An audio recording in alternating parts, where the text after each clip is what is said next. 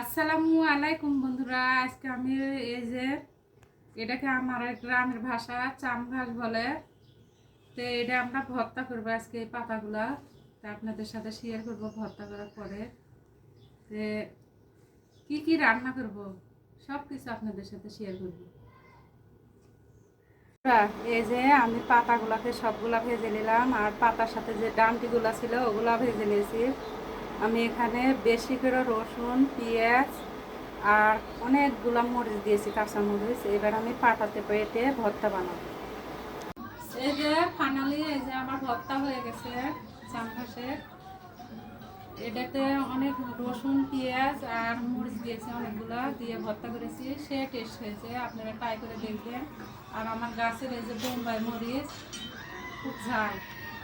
আর রান্না করেছি এই যে ভেন্ডি ভাজি, আজকে মাংসটা আমি আর পুঁই শাক দিয়ে কচু দিয়ে মাছ দিয়ে রান্না করেছি।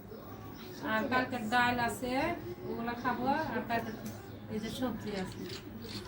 সবাই কমেন্টে জানাবেন আমার রান্না বান্না কেমন হয়েছে।